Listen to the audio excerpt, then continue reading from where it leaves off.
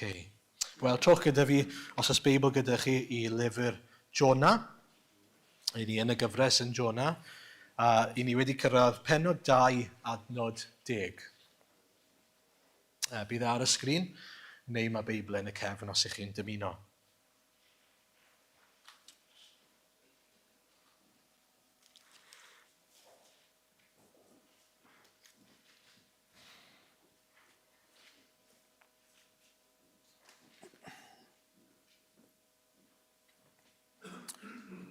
Jona 2, adnod 10 i Jona 3, adnod 10. A llefarodd yr arglwydd wrth y pysgodyn a chwedodd yntau Jona ar y lan. Yna daeth gair yr arglwydd at Jona yr eildro a dweud, cod, dos i Ninive, y ddinas fawr, a llefara wrth i y neges a ddyweda fi wrth it. Cododd Jona a mynd i Ninive yn ôl gair yr arglwydd. Roedd Ninive yn ddinas fawr iawn, yn daith tridiau ar ei thraws. Yna dechreuodd Jona fynd trwy'r ddinas ac wedi mynd daith 1 diwrnod cyhoeddodd ymhen 20 diwrnod fedd ymchweli'r Ninive. Credodd pobl Ninive yn yw a chyhoeddasant ympryd a gwisgo sach liain o'r mwyaf hyd y lleiaf ohonynt. A phan ddaeth y newydd at frenin Ninive, cododd yntau oddi ar ei orsedd a diosg ei fantell a gwisgo sach liain ac eistedd mewn lludw. Gwnaeth proclamasiwn a'i gyhoeddi yn Ninive. Trwy orchymyn y brenin a'i uchelwyr, na fydded i ddyn nac anifail, gwartheg na defaid brofi dim. Na fydded iddynt fwyta nac yfed. Bydded iddynt wisgo sach liain a galw yn daer ar ddew. Bydded i bob un droi oddi wrth ei ffordd regionus ac oddi wrth y trais sydd ar ei ddwylo. Pwy awyr na fydd Duw yn edifarhau eto ac yn troi oddi wrth ei ddig mawr fel na'n difethyr ni. Pan welodd Duw beth a wneithant a'i bod wedi troi o'i ffyrdd regionus, edifarhaodd am y drwg y bwriadodd ei wneud iddynt ac nis gwnaeth. Amen.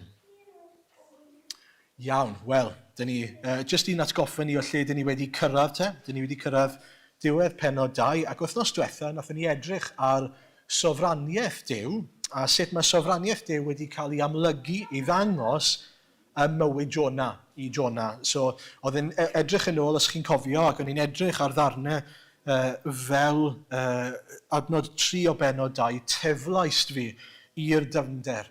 Mae Duw oedd wedi taflu Jona mewn i'r dyfnder, ond pwy oedd wedi taflu Jona mewn gwirionedd, in practis, y morwyr oedd wedi taflu fe mewn i'r dyfnder, ynddo fe? Ond beth mae Jona wedi dechrau gweld yw ôl llaw Duw, os liciwch chi, sofraniaeth Duw ar waith, wrth iddo fe edrych yn ôl, mae'n gweld, wel, actually, nid jyst pobl oedd yn gwneud hyn, ond Duw oedd ar waith, yn fy mywyd i. A'r anogaeth oedd i ni, felly, allu edrych yn ôl a gweld sut mae Duw wedi gweithio mewn ffyrdd rhyfeddol a gwirthiol a graslon yn ein bywydau ni wrth gwrs, a gweld sut mae Duw yn gweithio. A mor aml wrth gwrs, i ni ddim yn gweld hynny nes diwedd beth bynnag yw'r profiad yna mae Duw yn ein harwain ni trwyddo fe. Mae'n cymryd sbel weithiau, ac ar y ddiwedd y daith, i ni'n gallu edrych yn ôl a mynd, fi'n gallu gweld sut mae Duw wedi bod ar waith. Wel nawr te, dyn ni'n cyrraedd pennod 2 ac adnod 10, a beth sy'n digwydd fan hyn te? Wel, mae Jona nawr yn cael ei daflu ar y lan. Wel, dwi ddim cweith mor neis yna. Ond ar ddiwedd pennod 2, dyn ni'n darllen rhywbeth pwysig, bod yr arglwydd yn llefaru wrth y pysgodyn. Llefarodd yr arglwydd wrth y pysgodyn. Na chi beth rhyfeddol? Mae Duw jyst yn siarad gyda'r pysgodyn. Sa'n gwybod sy'n hwnna'n taro chi? Gobeithio bod e'n taro chi. Pan i fi'n siarad gyda pysgodyn, sdim byd arall yn digwydd, heblaw fod y pysgodyn yn cario ymlaen yn ei fywyd. Ond pan mae Duw yn siarad gyda pysgodyn, mae rhywbeth yn digwydd. Mae e'n i fyddhau i lais yr arglwydd. A beth mae hwnna jyst yn atgoffa ni ohono fe wrth gwrs yw maint grym Duw dros ei greadigaeth gyfan. Os yw Duw yn llefaru wrth ei bysgod, wrth y môr, wrth y tir, beth bynnag yw maen nhw'n ei fyddhau i'w laisau. Mor fawr, mor ymys yw grym ein Duw ni. A mae hwnna jyst i'n atgoffa ni te, reit o'r dechrau, Dyw yn parhau nawr, nid yn unig mae wedi bod yn gweithio, yn taflu Jona mewn i'r môr trwy'r morwyr ac yn y blaen, mae'n gweithio eto nawr, yn llefaru ac yn arwain Jona. Mae bach o ddadl ynglyn â lle gafodd Jona ei anfon, ond mae rhan fwyaf o bobl yn cytuno bod e'n cael ei anfon yn ôl i Jopa falle ar y pwynt yma. So mae'n nôl yn square one, lle oedd wedi dechrau off os chi'n cofio, lle ath e ar y cwch o Jopa draw. Ond dyw e ddim yn nodi hynny, ond mwy na thebyg. Felly mae'n cael ail ddechrau, fresh start. Mae'n nôl yn step one, os diciwch chi. A yn hyfryd, yn ddarluniol iawn i ni, mae'n cael ei chwydu ar y lan. Bendigedig ynddo fe, cael ei vomit o ar y lan. Mae'n cael ei daflu fyny ar y lan. Nawr, tasech chi yn sgidiau Dyw ar y pwynt yma. Beth fyddai'r cam nesaf i Jona yn eich tîb chi? Sut byddech chi nawr yn dymuno i Jona i gamu mlaen nesaf? Mae wedi dangos anifeddod dro ar ôl tro. Yn y diwedd mae i raddau wedi cael ei gornelu i orfod cydnabod dwi angen Dyw, a mae wedi gorfod galw mas arglwydd achub fi o ddymderoedd y môr. Ac ar ddiwedd yr ail benod, nathon ni ddarllen bod e'n sort of addunedi o'r newydd i wneud yr hyn mae Dyw yn galw fe i wneud. A bertha fi ti a chan o ddiolch, talaf yr hyn a addunedau sy'r arglwydd y perthyn gwaredu. Fi'n mynd i wneud beth y ti'n galw fi i wneud, basically. Ond os byddech chi'n sgidio Dyw, beth byddech chi moyn i Jona wneud nesaf? O'n i'n meddwl lot am hwn, achos o'n i'n meddwl, os fydden ni'n sgidio Dyw, fydden ni mwy na thebyg yn ymateb rhywbeth fel hyn. Bydden ni'n gweud, hang on ar Jona, dyw'r track record ti ddim yn gret o ran, fi wedi gofyn i ti wneud pethau, ti wedi gwrthod wneud e. Fi wedi trial tynnu ti nôl, ti wedi gwrthod. Sa'i rili'n siŵr os i fi eisiau rhoi ail gyfle i ti i wneud rhywbeth yn enw fi eto. Ac os ydw i'n fodlon, falle baby steps, falle nhw'n i ddechrau off yn ei rhywbeth bach haws, falle.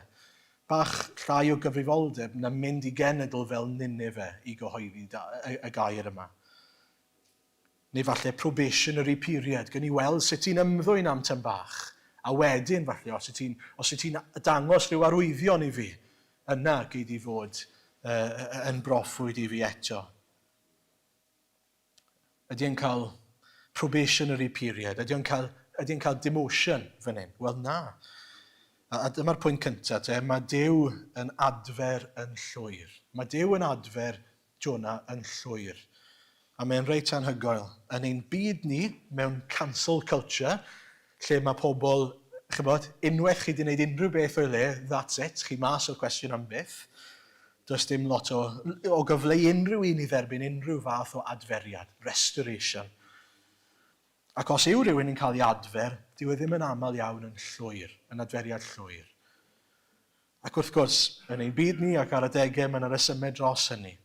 Ac eto, beth mae Dyw yn gwneud fan hyn yw dyw e ddim yn cyfri pechod Jona yn ei erbyn e, pan mae'n dod at y cyfle yma. Os chi'n cymharu adnod 1 o benod 3 gyda adnod 2 o benod 1, so adnod 1 o benod 3, adnod 2 o benod 1, yr alwad, cod dos i Ninive y ddinas fawr, a llefaru wrthi y neges a ddyweda fi wrthyt. Adnod 2 o benod 1, cod dos i Ninive y ddinas fawr a llefara yn ei herbyn. Mwy na lai yn carbon copy. Ail ddechrau, ail gyfle. Ond ail gyfle llwyr i wneud yn union yr un peth ac o Dyw wedi galw Jona i wneud yn y lle cyntaf. Na chi beth anhygoel? Be mae hwnna'n dangos i ni? Yw hwnna'n dangos fod Jona yn indispensable? Bod e mor werthfawr? Bod rhaid bod Jona? Na, dyw e ddim. Dyw e ddim yn gallu Dyw wedi defnyddio unrhyw un ac unrhyw beth i ddefaru'r neges yna. Oedd rhaid defnyddio Jona? Na. Felly pam Jona?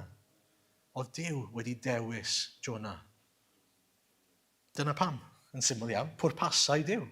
Pwrpasau a trefn perffaith Dyw. Ac oherwydd hynny, mae Dyw wedi dewis Jona i'r gwaith yma. Meddyliwch chi nôl, mae wedi anfon Amos i bobl Israel, mae wedi anfon Jona i bobl Ninive, ond cyn hynny mae Jona wedi bod yn broffwyd i bobl Israel. A gath e whale of a time, excuse the pun. oedd e'n rili di joio. Achos oedd e'n cyhoeddi neges braf, neges neis i bobl Israel, oedd e wrth i fod. Ond beth oedd pwrpas Duw yn galw Jona at bobl Ninive te? Oedd Jona yn mynd i brofi Duw yn gweithio yn ei galon e. Dyna pam mae Jona wedi cael ei ddewis. Achos mae Duw eisiau defnyddio a gweithio yng nghalon a thrwy Jona yn benodol. A nag yw hwnna'n fendigedig. Fod Jona wedi bod yn anifydd, fod Jona wedi mynd i ffordd ei hun, dyw'r arglwydd ddim wedi rhoi lan yn gweithio yn ei galon e. Mae'n dal eisiau gwneud rhagor yn ei galon e. Mae yna rhagor i Jona i ddysgu.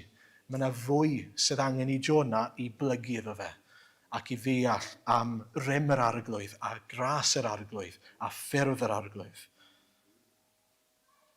Ac yn yr un ffordd, wrth gwrs, mae'r un peth yn wir i ni. Dyw'r arglwydd, beth bynnag mae'n ein galw ni iddo, os yw'r arglwydd wedi'n galw ni, mae hynny'n golygu dau beth. Un, mae yna rhagor o waith i'w wneud yno ni, ond hefyd mae yna rhagor o waith i'w wneud trwyddo ni. Mae'r arglwydd eisiau gweithio yn ein calon ni a trwyddo ni. A dyw Jona ddim yn exception fan hyn o ran yr adferiad.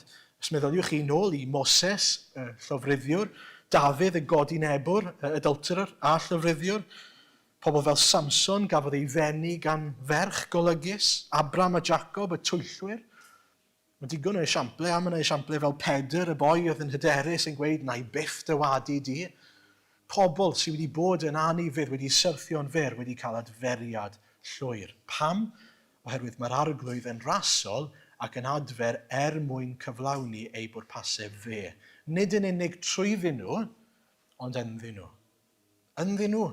Oedd eisiau darostwng Pedr, enghraifft, iddo fe ddeall.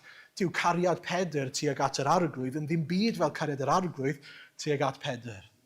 Oedd ei angen dysgu hynny. A mae fe yn cwmpo ac yn cael ei adfer yn dangos hynny iddo fe. Ac yn yr un ffordd fan hyn te, dyw'r arglwydd ddim wedi gorffen gweithio yng nghalon Jona. Yn ail, mae Duw yn gyson. Nes i ddarllen un commentary ar hwn ac oedd e'n gret, boi o'r enw James Boyce, yn dweud fod cysondeb Duw yn debyg i rhiant sy'n trial cael ei plant i fita llysiau. Fi siŵr bod chi gyd wedi cael y profiad yma os ych chi'n rhiant. Okay? Chi'n rhoi y llysiau'r plant a mae e'n frwydr cael nhw i fwyta'r llysiau. Y temtasiwn wedyn, y tro nesaf chi'n rhoi llysiau iddyn nhw, yw ydw i'n mynd i roi llai ar eu plat nhw. Ac yna, wrth i'r frwydr barhau, ydw i'n mynd i fargeinio gyda nhw. Just bit o hanner y llysiau te. 2 llond fforc o pys a moron te. Ac yn y blaen, ac yn y blaen. Mae'r gofynion yn lleihau a lleihau a lleihau. A'r pwynt oedd e'n neud yw, a mae'n arbennig o bwysig i ni gofio hyn, dyw'r arglwydd ddim yn bargeinio gyda Jona. Mae Duw wedi pwrpasu fod Jona'n mynd i Ninive, a mae Jona'n mynd i fynd i Ninive. A mae'r fresh start yma yn rhan o ras Duw ydy, a braint yw ei Jona, ond hefyd mae Duw yn mynd i gyflawni beth mae Duw yn bwriadu cyflawni. A mae'n bwysig bod ni'n cofio hynny. Nawr, gallech chi ymateb i hynny, wel, mae hwnna'n swnio'n llym ac yn galed ac yn gas, pan fod Duw mor ben galed. Ond y pwynt yw hyn, pan mae rhiant yn cael eich plant chi, pan ych chi fel rhiant yn cael eich plant chi fita llysiau, pam ych chi'n neud e? Achos mae llysiau'n dda iddyn nhw. Mae eraill lles nhw, nag nhw. Chi eisiau iddyn nhw fwyta mwyn iddyn nhw gryfhau.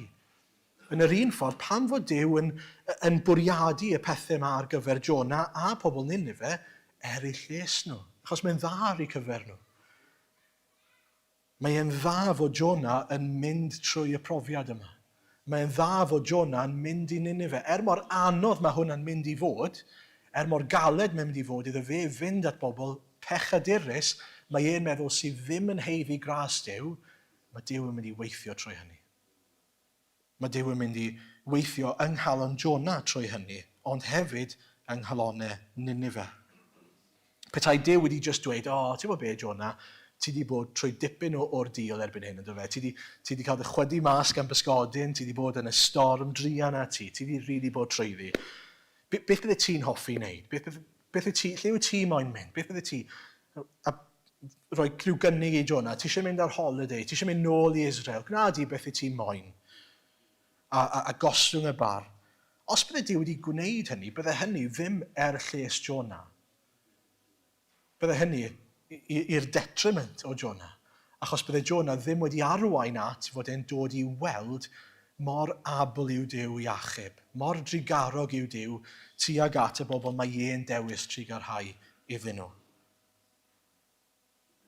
A felly clod i'r arglwydd fod e'n dduw cyson.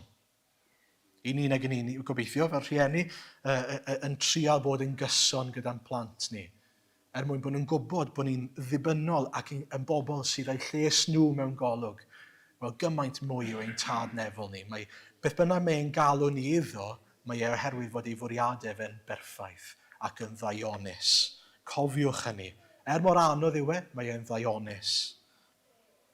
A mae hwnna'n bwysig wrth fynd yn ni at y trydydd pwynt. So, mae Duw yn adfer yn llawn, a mae'n Duw yn gyson. Yn ail, mae'n Duw ni yn abl i achub y bobl mwyaf drygionus drwy neges anigonol iawn. Mae'n abl i achub y bobl mwyaf drygionus trwy'r neges mwyaf anigonol. Bob tro fi'n darllen neges Jona, fi'n teimlo fel dweud wrth Jona, come on. Ti'n well na hyn. Sa'n gwybod beth yw'ch ymateb chi, ond dyma mae Jona yn gwneud. Mae'n mynd at bobl Ninive a mae'n cyhoeddi ymhen 20 diwrnod fedd ymchweli'r Ninive. Nawr, mae hwn yn chydig bach o, ydy Jona yn dweud unrhyw beth o'i le? Na.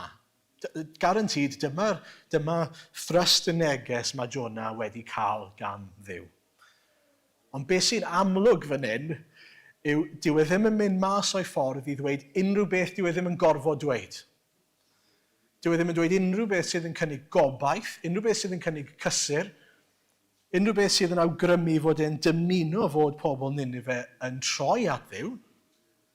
Beth mae'n dweud yn syml yw, 40 diwrnod, chi'n mynd i gael eich dymchwel. That's it, destroyed, gone. Dyw e ddim hyd yn oed yn enwi Duw.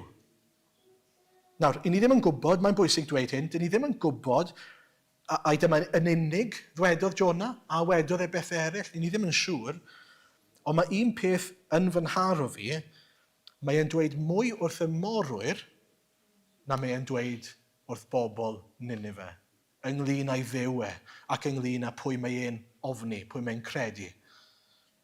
Wrth y morwyr, os chi'n mynd nôl i benod 1, adnod 9, mae'n dweud, Hebrewr wy fi, ac yr wy fi yn ofni'r arglwydd, Yahweh, Duw Israel. Dyw'r nefoedd a wnaeth y môr a'r sychdir.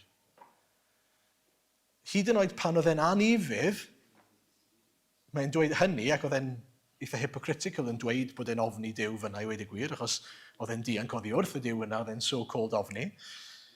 Yw gymharu gyda penod 3 a beth mae'n dweud wrth y bobl, mae e'n hollol wahanol. Nawr, nid bwriad Jona oedd bod pobl Ninive yn cael ei achub.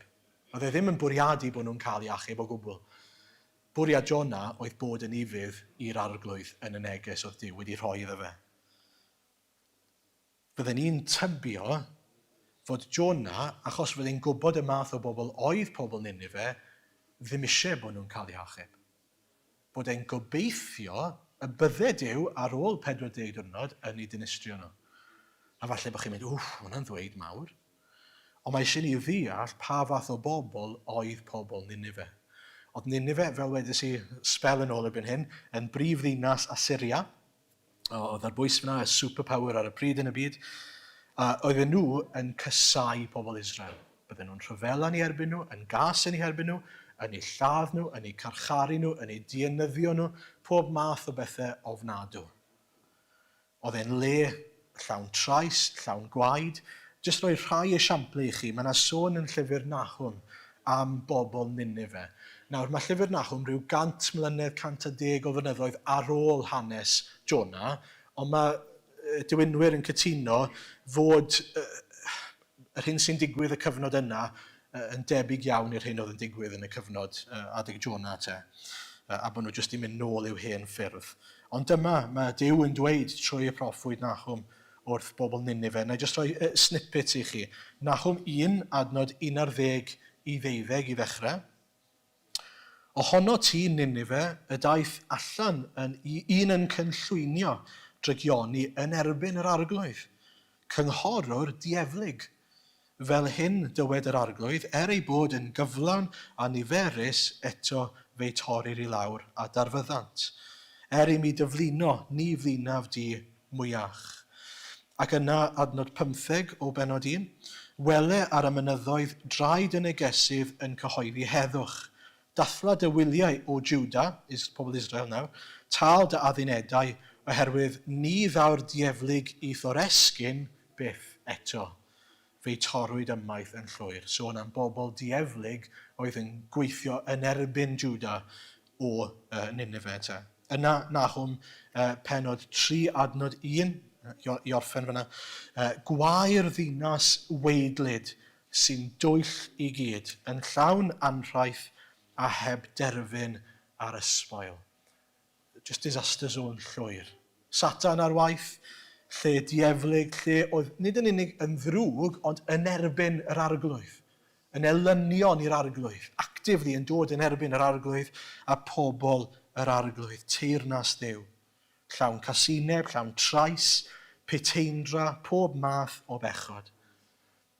Ac i'w canol nhw, mae Jona yn gorfod mynd a dweud, i'r bobl sy'n ei gysau a'i bobl mae e'n gorfod mynd a dweud 40 diwrnod a chi'n mynd i gael eich dinistrio. Os rhywun eisiau swap gyda Jona? Mae eisiau ni ddeall beth yw'r stakes fan hyn pan mae Jona yn cael ei alw i Ninive. Mwy na thebyg bydde fe'n disgwyl cael ei boenydio a'i garcharu minimum. Heb sôn am ei ladd mwy na thebyg. Ond ar yr un pryd, mae yna elfen ohono fi sy'n meddwl, tybed a yw Jona yn reit hyderus yn mynd fan hyn. Tybed yw yn teimlo ar ôl beth mae Duw wedi bod yn gwneud a'r ffordd mae Duw wedi amlygu ei rym ym mywyd Jona yn y storm trwy'r morwyr a trwy'r pysgodyn mawr, ar ôl gweld grym Duw ar waith, tybed yw meddwl, ti'n beth, gret, fi'n cael mynd at bobl Ninive ac o'r diwedd fi'n cael dweud wrthyn nhw, your time is up. O'r diwedd fi'n cael dweud wrthyn nhw, this is it. Chi'n goners. Dyna be fi'n credu falle bydde. Ni ddim yn gwybod beth yw agwedd calon Jona. Un peth i ni yn gwybod yw, ath e ddim i Ninive a dweud wrthyn nhw, boes, chi'n gwybod beth ddigwyddodd i fi? Fi esi yn anifydd, a nes i alw mas ar yr arglwydd, a nath e achub fi. Beth am eich chi'n neud yr un peth? Mae'r arglwydd yn drigarog ac yn raslon. Trowch ato fe. Falle wneith newid i feddwl, wedi farhau. Nid dyna ddi agwedd e. A sut ni'n gwybod hynny? Wel, yn amlwg mae os i sneak peek bach, penod nesaf, doedd maddau a doedd dangos trigaredd ymhenod 4 ddim yn rhan o'r plan.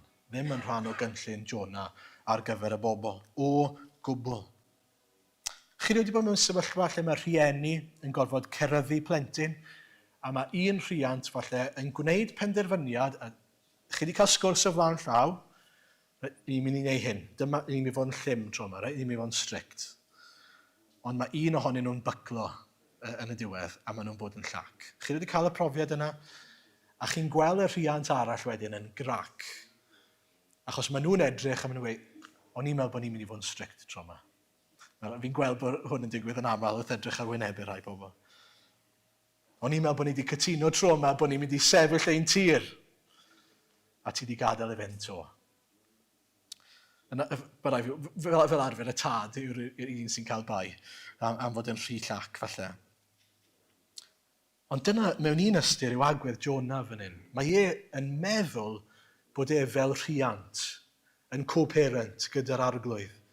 Fel petai fe, gyda'r un sei, yn sut mae Duw i drin pobl Ninive ac sy'n gan yr arglwydd. Mae meddwl bod e'n gwybod beth sydd angen ar y bobl yma, beth maen nhw'n heiddi. A beth mae Duw eisiau dangos i Jona, a beth fydd e'n dangos yn y benod nesaf yw, na, ti ddim ar yr un lefel a fi. Dwi'n dangos trigaredd i pwy bynnag dwi eisiau dangos trigaredd iddo fe. Ti angen deall dwi ti ddim ar fy lefel i. Dy job di yw yn syml gweithredu'r hyn dwi'n dweud ac aros a gweld sut dwi'n gweithredu fy mwrpasau. A mi oedden ni'n ôl at hynny wythnos nesaf, ond yn sicr doedd maddeuant ddim yn rhan o feddylfryd Jona. Nid dyna oedd y plan o gwbl. A beth mae hwnna'n dangos i ni? Mor anghofus, mor fficl, mor gloi yw Jona i anghofio beth mae Duw wedi gwneud drosto fe. Sut mae e'n gallu bod mor hypocritical yn edrych ar y bobl rygionus yma ar ôl gwybod pa mor annifydd mae e wedi bod. Mae wedi gwrthod gwrando ar lais yr arglwydd. Mae wedi troi ffwrdd.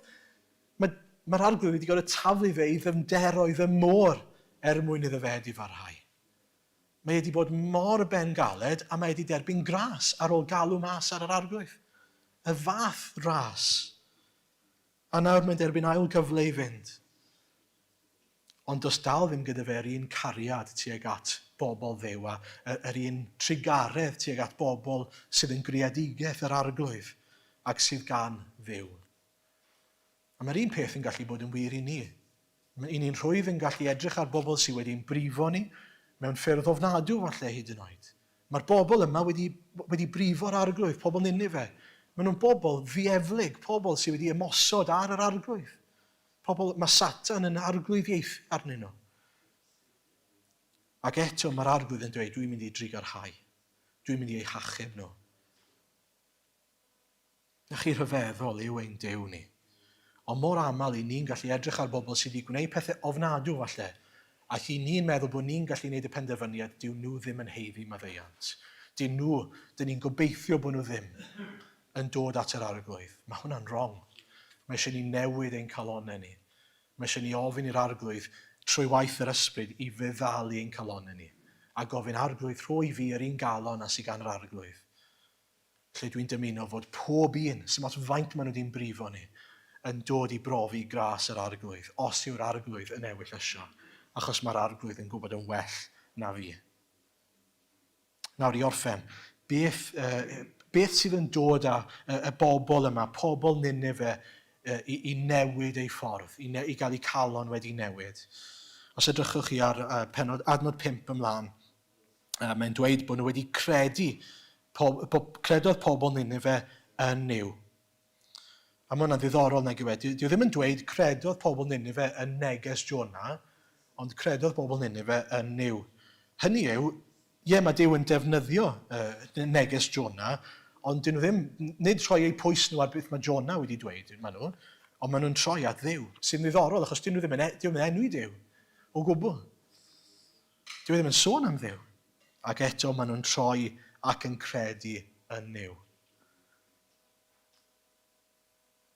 Mae'n ddiddorol, nid i clyfrdra nhw yw e, achos os chi'n mynd mlaen eto, fi'n just snippet bach cloi penod 4, yr adnod ola, dyma sut mae pobl Ninive yn cael ei disgrifio gan Dduw. Mae'n dweud bod yna fwy na 120 o filoedd o bobl sydd heb wybod y gwahaniaeth rhwng y llaw chwith a'r llaw dde, heb sôn am lu o anifeiliaid. Pobl sy'n clueless am y ffordd maen nhw'n byw. Right? Dyn nhw ddim yn deall, dyn nhw ddim yn gwybod y gwahaniaeth, dyn nhw ddim yn gwybod yn well. Ac eto, maen nhw'n credu yn Dduw. Gyda cynlleied o wybodaeth maen nhw'n cael, y neges cryptic yma mae Jona'n rhoi, sydd dim elfen o leinio obaith iddyn nhw. Dyw ddim hyd yn oed yn dweud, mae Duw yn mynd i'ch dinistrych chi mewn 40 diwrnod. Neu mae Duw wedi dweud hyn a llall ag arall. Mae fel petai wedi meddwl i fe hun, reit, sut dwi'n mynd i ddweud y neges yma heb roi unrhyw extras mewn? Achos dwi ddim eisiau iddyn nhw achub. Iddyn nhw gael i achub, sori. Ac fel wedys i cynt, galle fe wedi dweud beth wedodd wrth y morwyr hyd yn oed. Dwi'n ofni Yahweh, dwi'n ofni Duw Israel. Trowch at Duw Israel sydd yn dweud hyn wrthoch chi. Ond dyw e ddim hyd yn oed yn dweud hynny mae'n debyg, achos dyw nhw ddim yn galw mas ar Yahweh hyd yn oed. Dyw e ddim yn defnyddio y term Yahweh o gwbl, mae'n debyg, neu byddwn ni'n tybio, byddwn nhw'n galw ar Yahweh. Yn ddiddorol, pwy maen nhw'n galw ar? Ar Dduw. Duw maen nhw'n dweud. Falle bydd Duw, Elohim, yn trigarhau wrthyn ni, ac yn newid i feddwl. A dyw e ddim chwaith yn swnio fel bod wedi rhoi unrhyw addewidion iddyn nhw. Hynny yw wedi dweud, os newch chi droi at yr arglwydd, wneith eich achub chi. Achos yn adnod 9, mae'n dweud pwy o wir na fydd Duw yn edifarhau eto ac yn troi oddi wrth ei ddig mawr, fel na'n difethyr ni. Hynny yw, maen nhw yn dod at yr arglwydd mewn desperation a jyst yn dweud, Dduw, ni ddim rydyn ni'n gwybod beth i ni'n neud fan hyn, ond i ni'n sori. A dyn ni jyst yn gobeithio wneud i drigarhau wrthyn ni. Maen nhw'n rhoi ei wyau nhw i gyd mewn un fasged a trwy arglwydd plis. Dyn ni'n sori. A dyn ni'n gweld mor o ddifri maen nhw yn yr hyn maen nhw'n gwneud. Maen nhw chydig bach fel pobl clueless, sydd ddim rydyn maen nhw'n rhoi sach liau'n ar ei anifeiliaid, fel petai hwnna'n mynd i helpu rhywsut. Beth mae'n dangos i ni? Beth mae'n dangos i ni? Desperation nhw. Nawn ni unrhyw beth, nawn ni bopeth, mwyn dangos mor sori ydyn ni. Mae pawb yn cynnwys yr anifeiliaid yn ymprydio, just in case. Just mwyn dangos arglwydd, dyn ni'n serious. A mae hwnna'n bwysig oherwydd, os chi'n sylwi ar adnod 10, beth sy'n achosi i'r arglwydd i newid ei feddwl edifarhau? Pan welodd Duw beth aw wneithant, mae'n dweud. Pan welodd Duw beth aw wneithant. Nid beth a ddywedasant, ond beth aw wneithant. Hynny yw, pan mae'r arglwydd yn gweld mor o ddifri maen nhw'n galw mas, wrth gwrs. Ond yn fwy na hynny, beth sy'n bwysig yw gweld sut maen nhw'n ymateb gyda'i bywydau nhw. Mae'n amlwg bod nhw'n sori. Maen nhw'n amlwg bod nhw yn troi i ffwrdd o'i drygioni. Trwy'r ffordd maen nhw'n galaru gyda sachliau'n a chydw am eu pechod nhw. Trwy'r ffordd maen nhw'n dweud, dyn ni'n mynd i stopo wneud beth ni wedi bod yn wneud. Ydych chi sylwi ar hynny? Nid yn unig mae'n dweud peidiwch â bwyta ag yfed, nid yn unig i wisgo sach liau, ond galw yn dair ar Dduw. A, adnod 8 yr ail ran, bydded i bob un droi oddi wrth ei ffordd rygionus ac oddi wrth y trais sydd ar ei ddwylo. Beth sydd wedi digwydd? Maen nhw wedi cael golwg ar fawredd Duw, a person Duw, a gogoniant Duw. Maen nhw wedi dod i ddeall mae Duw yn real. Mae Duw wedi tynnu'r llen yn ôl ar pwy yw e. Ac yn wyneb hynny, yn sydyn mae popeth yn clicio i le. Be ni wedi bod yn neud? Mae eisiau ni newid. Chi'n gweld, doedd y neges ddim yn neges orau, oedd e ddim yn neges fwyaf cyflawn, ond nid dyna oedd yn achub, beth oedd yn dod â newid yng nghalonau pobl oedd yn dod i weld yr arglwydd, dod i weld Duw, reality Duw, gwirionedd, reality sefyllfa nhw yn wyneb pwy yw Duw a beth mae Duw yn dweud. Mae Duw yn agor y llen fel petai ar pwy yw e, mae'n amlygu hynna'n iddyn nhw, ac yn sydyn maen nhw'n gweld, be dyn ni wedi bod yn neud, sut dyn ni wedi bod yn byw, mae eisiau ni newid. A na ni droi at yr arglwydd, a ceisio'r arglwydd, a gofyn am ras, bod ni ddim rili'n heiddi. A mae hwnna'n hyfryd yn dangos un grym Duw pan mae'n achub. Nid ni sydd yn achub, ond Duw wrth iddo fe amlygu ei hunan sydd yn achub. Mae rhaid i ni gofio hynny. Nid effeithiolrwydd, effectiveness, ei neges ni sydd yn achub. Dyw na ddim yn esgus i ni fynd ati a dweud wrth bobl, chi'n mynd i gael eich dinistrio, a that's it. A gwneud y bare minimum, a bwriadu drwg i bobl. Na, please. Os chi'n mynd gytre gyda'r application yna, i ni mewn trwbl. Na, mae'r arglwydd yn glir iawn yn dweud y dylen ni fod yn pregethu Crist wedi ei groeshoelio, yn glir i bobl, yr efengil yn glir mewn cariad, ond yn wirionedd i gyd, wrth gwrs. A mae Duw wedi rhoi common sense i ni hefyd clod i'r arglwydd. Ond pan dyn ni'n cwmpo'n fyr, pan dyn ni'n gwneud llanast o'r peth hyd yn oed, mae'r arglwydd yn abl i agor llyged pobl.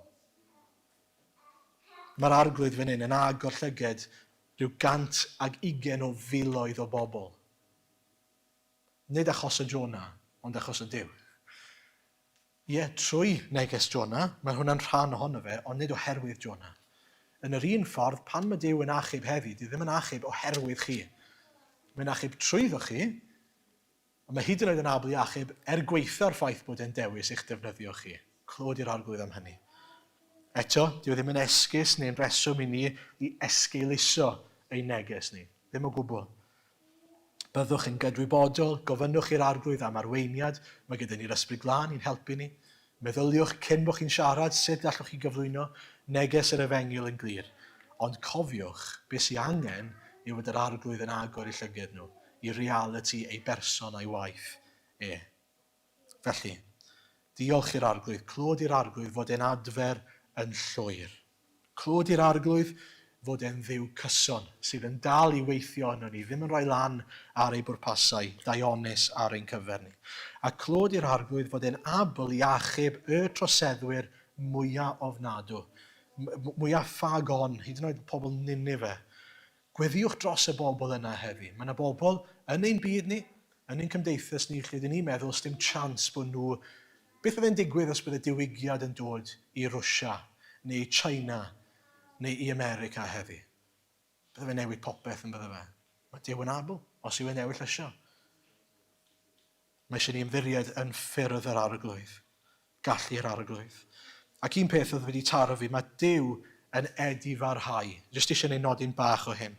Ar ddiwedd adnod 10, pan welodd Duw beth a wnaethant a'i bod wedi troi o'i ffyrdd drygionus, edifarhaodd am y drwg a bwriadodd ei wneud iddynt ac nis gwnaeth.